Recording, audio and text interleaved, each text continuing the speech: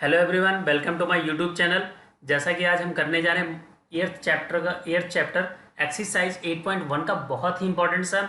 और इस सम में क्या होता है, स्टूडेंट्स बहुत ज़्यादा कन्फ्यूज होते हैं। और इस मेथड के इसके दो मेथड हैं। कई बार लोग कहते हैं इसको किसी भी मेथड से लगा सकते हैं, बट यहाँ पे आपको दो केस अराइज हो रहा है। जब तक आपको कहा जाएगा कि आपको किस वे से लगाना, तो आप सिंगल वे लगाएंगे, अदरवाइज आपको बोथ वे लगाना होगा, दोनों तरीके से ही लगाना होगा। लाइक शेयर सब्सक्राइब जरूर कीजिएगा, ये आपके लिए बहुत इंटरेस्टिंग होने वाला है वीडियोस।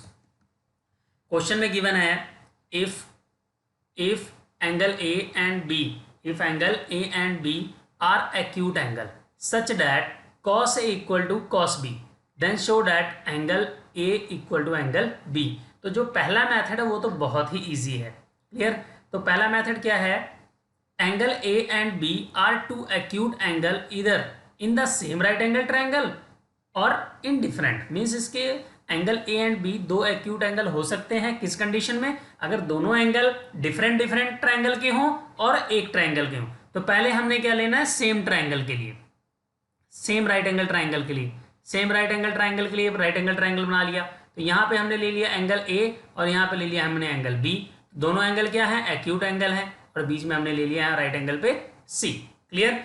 तो यहाँ पे केस फर्स्ट क्या है, केस फर्स्ट है and let angle A and B are acute angle in right angle triangle ABC, in right angle triangle ABC. तो यहाँ से cos ए की वैल्यू क्या आएगी, यहाँ से cos ए की वैल्यू, अगर हम cos ए की वैल्यू निकालें तो cos इक्वल टू क्या होता है, cos A equal to base upon hypotenuse, base upon hypotenuse. तो बेस कितना है AC और हाइपोटेनियस कितना है AB। यहां तक क्लियर हो गया। अब यहां से हम cos B की वैल्यू अगर निकालें तो cos B के लिए क्या होगा, देखिए यहाँ A के लिए इसके सामने ये क्या था, परपेंडिकुलर। अब यहाँ एंगल B के लिए परपेंडिकुलर, AC परपेंडिकुलर, बेस क्या होगा, ये आपका BC बेस हो जाएगा। तो cos B के लिए क्या होगा, बेस अपॉन हाइपोटेनियस, बेस कितना होगा BC, हाइपोटेनियस कितना है हमारा AB। यहां तक क्लियर हो गया। अब क्वेश्चन में as given that cos A equal to cos B given है, तो अगर आपका ये एंगल इक्वल है तो ये राइट साइड वाले क्या होंगे, इक्वल होंगे। तो यहां से आ गया AC equal to AB and BC equal to AB, AB आपका कैंसिल हो गया। यहां से क्या आ गया, AC इक्वल टू BC। अगर किसी ट्रायंगल में दो साइड्स इक्वल हैं तो उनके अपोजिट एंगल क्या होते हैं, इक्वल होते हैं। तो angle B equal to angle A, आपने 9th क्लास में पढ़ा था, angle opposite to equal sides are equal. यहां तक क्लियर हो गया आपको। अब इसका सेकंड मेथड थोड़ा सा डिफिकल्ट है। अब यहाँ पे हमने क्या लिखना है, let A belongs to right angle triangle APQ। तो यहाँ पे हमने दो राइट एंगल ट्रायंगल बनाने हैं, दो राइट एंगल ट्रायंगल बनाने हैं। तो मैं यहाँ पे अपॉन में जो नीचे साइड है यहीं पे ले लूंगा, तो AP क्या हो गया, तो एंगल A यहाँ पे क्या है, एक्यूट एंगल है, और P क्या है यहाँ पे, राइट एंगल है। दूसरा ट्रायंगल मैंने ले लिया, यहाँ पे कोई भी नेम दे सकते हो आप, पार्टिकुलर BXY। तो यहाँ पे B क्या हो गया, यहाँ भी एक्यूट एंगल हो गया इस ट्रायंगल में। तो यहाँ से अगर आपको इन ट्रायंगल AP क्या हो cos A की वैल्यू निकालने के कहा जाए फर्स्ट ट्रायंगल से, तो cos A इक्वल टू क्या लिखोगे आप, base upon hypotenuse, AP upon में क्या लिखोगे, A क्या लिखोगे, क्या लिखोगे, A क्या लिखोगे। और जो दूसरा ट्रायंगल है यहाँ से cos B की वैल्यू कितनी होगी, cos B equal to base कितना है आपका, बेस है आपका BX और हाइपोटेनियस कितना है BY, क्लियर। तो ये आपका AP अपॉन A क्या हुआ गया, इक्वेशन फर्स्ट। इस ट्रायंगल से क्या आ गया, इक्वेशन सेकंड। यहां तक क्लियर हो गया। आगे चलते हैं। एज गिवन क्वेश्चन में जो आपको गिवन है, क्वेश्चन में क्या गिवन है, cos A equal to cos B। तो मैंने क्या किया, यहाँ cos A की वैल्यू पुट कर ली, यहाँ पे cos B की। ये वैल्यू कहाँ से आई, तो देखिए यहाँ पे first equation and second equation है, first equation and second equation है, cos A cos B की वैल्यू पुट कर ली। तो यहाँ से हमने from equation first and second लिख लिया, यूज किया हमने यहाँ पे।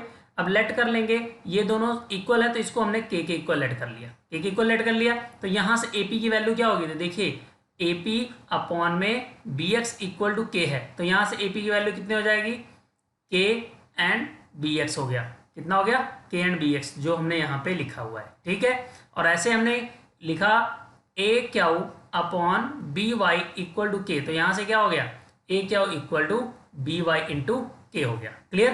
तो ये हो गया आपका AQ की वैल्यू। देखिए यहाँ पे AP अपॉन BX और equal to AQ upon BY equal to K के हैं, मीन्स ये दोनों रेशियो जो आपको गिवन है अपॉन में, ये दोनों ही K के इक्वल हैं। इसलिए हमने वहां क्या कि सेपरेट करके AP एंड AQ की वैल्यू निकाल ली, ठीक है। अब आपके माइंड में आता होगा A P and A Q की ही वैल्यू क्यों निकाली, क्योंकि हमें क्या करना है, A P upon B X and A Q upon B Y हमारा ऑलरेडी आ चुका है। अब हमने क्या करना है, ट्राइंगल की थर्ड साइड को इक्वल करना है जिससे हमारा ये सिमिलर हो जाए।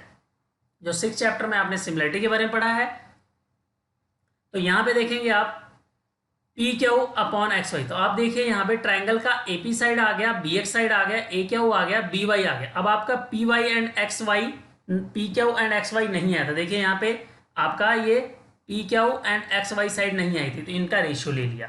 अब हमने दिखाना है इनका रेशियो के इक्वल लेके आना था, तो हमने क्या लिखा, पी क्यू पाइथागोरस थ्योरम से ये हो गया A Q square minus A P square. देखिए यहाँ पे चलेंगे दोबारा, यहाँ से पाइथागोरस इक्वल टू क्या, पाइथागोरस थ्योरम से लिखेंगे हम A Q square equal to P Q square plus A P square. ठीक है, अब यहाँ से पी क्यू की वैल्यू निकालनी हो तो ये हो जाएगा A Q square minus A P square equal to P Q square. Clear.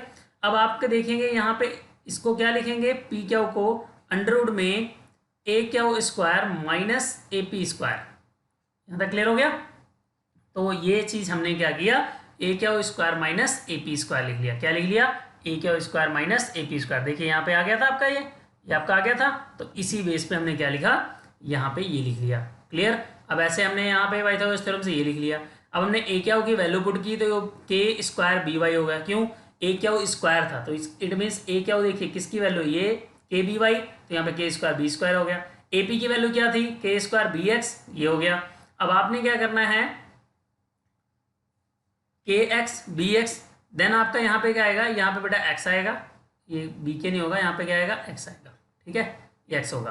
तो अब ऊपर से न्यूमरेटर से हमने के स्क्वायर जब कॉमन लिया, न्यूमरेटर से कॉमन लिए तो बाहर आके वो कितना हो गया, के हो गया। अब आपका क्या होगा, अंडर रूट में B square plus minus X square. अब यहाँ पे क्या होगा, अपॉन में B square B Y square minus miss B Y whole square, यहाँ पे ये होल स्क्वायर होगा। ठीक है, बी वाई होल स्क्वायर। अब ये आपका जो के है, के की जगह पे क्या होगा, यहाँ पे एक्स होगा, ये यहाँ पे फॉल्ट है। ठीक है, तो यहाँ पे बी एक्स। अब ये आपका सेम सेम होगा, कैंसिल हो गया, आंसर क्या आया, ये कट करके 1 आ गया, तो ये आंसर कितना आ गया, K. Means P upon P Q upon X Y, A P upon B X and A Q upon B Y equal to K. ये सारी वैल्यू, ये जो सारी वैल्यू इक्वल होगी, क्यों, क्योंकि ये के इक्वल हो गए। देयरफॉर जब triangle, if ratio of sides of triangles are equal, ठीक है, ट्राइंगल की अगर सारी साइड्स का रेशियो इक्वल हो तो वहां पे ट्राइंगल क्या होता है, सिमिलर होता है। बाय साइड साइड से तो triangle A P Q similar to D X Q, so angle A equal to angle B, corresponding angles उनके क्या होंगे, इक्वल्स होंगे। क्लियर। आई थिंक आपको वीडियो बहुत अच्छी लगी होगी और आपके लिए बहुत ही इंपॉर्टेंट है। सो चैनल को subscribe and like share videos को ज़रूर कीजिए, जिससे अदर भी लोग लॉकडाउन में, इस लॉकडाउन में बेनिफिट्स ले सकें। ये लॉकडाउन बहुत ही क्रिटिकल कंडीशन है जिसमें हमें सभी को क्या करना है, बहुत सेफ्टी रखनी है। सो घर से बाहर ना निकलें और घर पे ही बैठ के हमारे चैनल के साथ जुड़े रहें और लर्न करें।